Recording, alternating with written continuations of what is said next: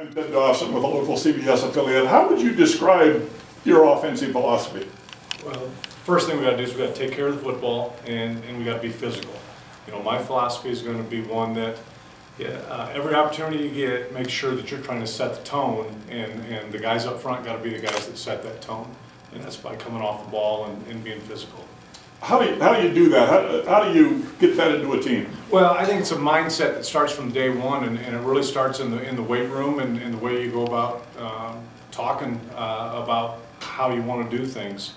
Our strength staff here, I know, will do a great job kind of setting the tone, and they'll start right back at it as soon as the kids get back to class. With Dakota gone, what do you think of the quarterback, how he fits into your offensive strategy? Well, the first thing I've really got to do is I got to see a little bit what each guy that's going to compete for that job brings to the table, and then we'll fit the philosophy or the style of football a little bit around what he brings. But we're still always going to fall back on, we're going to be able to run the football, and we're going to be physical the way we go about it. And you know, I talk about it starting with the O-line, but it's got to go all the way out to the wide receivers and the way they go about their business on every play, no matter if they're attacking the football to make a great play to score a touchdown, or if they're blocking so that our running back has the opportunity to go make a good play for us. Coach Coulter Messingham, Skyline Sports. Can you talk to us about the process that you went through to get to this job? I know Jeff said you guys didn't really have much of a crossover before this, hadn't really crossed paths before. Yeah, you know, coaching obviously is a lot smaller world than you really realize at times. He and I have got a bunch of mutual friends, close friends. Actually, the last couple of years I've been at Indiana University, and really had an opportunity to a little bit see some of the things that I believe you can do as far as being physical, even though Indiana's kind of what people might call a spread team. But they've had a 2,000-yard rusher 2 years ago, and actually had two backs rush for 1,000 yards each this past year. So it kind of leads itself into being physical. But back to Coach Cho. You know, I've known Brian Armstrong, our offensive line coach, for a long, long time. When the opportunity came that Coach Cho was looking for an offensive coordinator, he and I spoke a little bit. And then Coach Cho actually spoke with Noah Joseph, who used to coach here as well. After Noah had spoken with him, then I had the opportunity to get on the phone, and we talked for a good while, a little bit about philosophy, a little bit about, you know, what are the important things that a program has to have, and then also just understanding that really the players in the program are the most important part of that program. Their development, their growth, the experience that they have, the ability to get a great education at Montana State University is a big key also for realizing why you should come here, why this is a great place. Coach Greg Rockhatch from the Billings Gazette. You've been a play caller at the highest level, and maybe you can talk about just how your experience is going to help shape this offense and these players. Well, you know, one thing, I've been fortunate. I've actually coached at every level of college football, from Division III to junior college all the way to the Power 5 conferences, and I've been fortunate that I've had good players. Because I've had good players, I think it allows you to kind of mold an offense around what they bring, to try to get the most out of what each guy brings. You know, if you got offensive linemen and you can knock people off the ball, and you got a tailback that is a physical downhill runner, then you're probably going to run between the tackles a bunch. If we end up with two running backs that are both very, very good football players, but maybe more of a scat back type, you're maybe going to try to get to the edge a little bit more, but yet you still got to run with a physical demeanor, even though you're maybe running to the edge. We do not want to be an east and west type of running team. We want to be a downhill. You might say, well, are you ever going to run outside? Sure, you're going to run outside, but your mindset still has to be, when I get out there, that corner's going to know that I'm bringing it, and if he wants to step up and tackle me, then he's going to know that I'm trying to bring it to him a little bit. Coach, this was one of the best offenses in the country last year. How do you improve on that? Well, to be honest with you, I'm not really going to concern myself with trying to improve on last year's offense. I'm going to worry about making sure our kids understand our philosophy, understand that the bottom line still comes down to if you win 3-0 or if you win 55 to 52. as a program, we're looking to win football games and give ourselves the best opportunity to win each week. Parker Gabriel, Bozeman Daily Chronicle. Have you had a chance to evaluate much in terms of what you have here coming back and maybe how that starts to fit? I've had a chance to look a little bit at some of the pieces that were lost. I've also had a chance to look through and see some of the players that we have coming back. And then I've obviously concentrated on making sure from a recruiting standpoint that we're ready to hit the ground running. What are some of your biggest coaching influences? Who were some of them? Yeah, who? And most recently, obviously Kevin Wilson, head coach at IU. I was really kind of fortunate. It might sound odd, but I actually had 3 head coaches as a player. I played at the University of Northern Iowa. Had a guy named Daryl Mudra. Daryl Mudra won a number of national championships, a couple national championships. Coached at North Dakota State, coached at Florida State, coached at kind of every level. Then I had Terry Allen, and I had Earl Bruce. So I had kind of a range of guys as a guy that I knew I wanted to coach, but as a player. Probably the next guy that really shaped a little bit of what my thoughts were was a guy named Ray Yock. I was fortunate enough as a graduate assistant to work for a guy that had won a Grey Cup as a CFL head coach, had coached in the USFL as a head coach, and he had been all these places and been some big time places, and the first thing he said was, if you ever lose sight that the players are the key and making sure that you're developing them and making sure when they leave the program that they are better than they were when they came in, then you're missing the boat. And from an older guy telling you that had been a lot of different places, it really made, it hit home with me. These last couple of years, Kevin Wilson, a really hot name in college football, same with Todd Herman. What did you learn from those guys to spend the last few years? Well, probably the thing I learned more from both of them when you put the two together is to don't be afraid to be aggressive. Continue to be aggressive. Now, the biggest thing I probably learned from Kevin Wilson is don't get your quarterback hit. Be aggressive, but if you got to protect with 6, you got to protect with 7. Do that. Get it out of your quarterback's hand.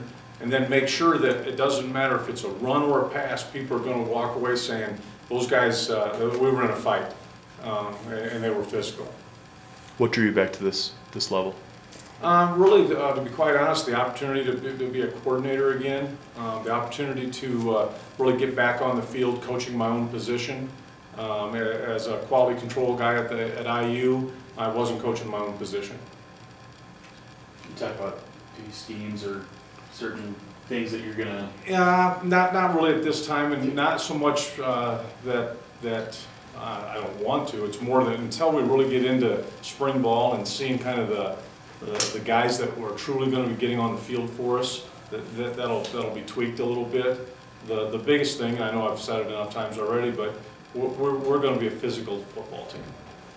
Recruiting wise, have they told you what your responsibilities will be? Well, obviously from a coordinator standpoint, I'm going to try to go see linemen. I'm going to go try to see our tailbacks and receivers, and more than having a specific area, try to go help with guys that might be in recruiting Texas. Okay, now I'm going to go see some of our skill kids. I say skill kids. I'm going to go see all of our offensive guys in general, and then quarterback obviously will be a high priority for me. How far do you have to be in terms of knowing personnel and scheme when spring ball starts, or are you sort of targeting that as when you figure it out? No, well, obviously when we do our winter conditioning stuff, you start evaluating talent right then. The hard part is a guy that will go get after it in the weight room, now you got to see them carry that thing onto the football field. So you're going to know the work ethic, you're going to know a little bit their athletic ability, but now how does it translate onto the football field? So I'm excited about really getting in and watching them in the weight room a little bit and doing our winter conditioning and that type of stuff. Well, Coach Russ Reed, NBC Montana. Talking about the nature of offense, you want to run physical up front, obviously being able to run the football. Is the offensive line going to be your number one priority given that you lose 4 senior starters? Yeah, that'll be a huge key for Coach Armstrong and myself really to figure out how all the pieces need to fit together. And obviously there's going to be a bunch of new pieces. And the tight end situation is going to be a key for us as well. You can run the ball without a tight end, but it sure helps if you can stretch the edge a little bit and have a guy that helps you kind of start the play, get the play started in general. Does Bo, is that a little more difficult with Bo Beck kind of switching sides of the ball and him being his first year as a tight end coach? No, because to be honest with you, the 2 years I played defense, I thought helped me more to understand how offenses work, and I think it's an easy transition, and I'm excited to have him over on our side. You mentioned that you'd known Brian Armstrong for a long time. Where did you guys first meet? Actually, when he was coaching in head high school coach in Florida, met him on the recruiting trail, and I've always stayed in close contact with him, and he's about as good a down-to-earth, good person as you can find. You mentioned Bo and his transition. Having two guys on your side of the ball that have been here before, will that help aid your transition a little bit? Oh, very much so. Not only the personalities of the players, but just so it's one less thing to worry about when you can go ask somebody, okay, how does it work here at Montana State? What's the norm? What's the way that people expect things to happen? Those are great guys to be able to bounce questions off of. You've been doing this for a long time. There's a couple guys on the staff now that are just kind of getting into the business. So just talk about how the staff might mesh together. Well, I'm excited. I'll just use Matt as an example, Matt Miller. Young guy. I can tell already, and he picked me up from the airport when I got here. He's going to be a sponge. And I don't think he really realizes how much I'll get from him, though, from the things that he used and the coaching that he got, so that he's done playing. Talk to me about that. Okay, it's man coverage, he's pressed, he's inside, I want to throw that back shoulder fade. It seems easy to me when it works. You watch Tom Brady do it, and it looks like, shoot, man, this isn't all that hard. Yet, what are the key things that you felt like as a guy that just got done playing? So I will definitely pick his brain, but I think from what I've seen, he's going to be a sponge, wanting to not only bring things to the table, but also learn, and I'm excited about it. Do you have much experience cold weather with elements like Montana might provide later in the season?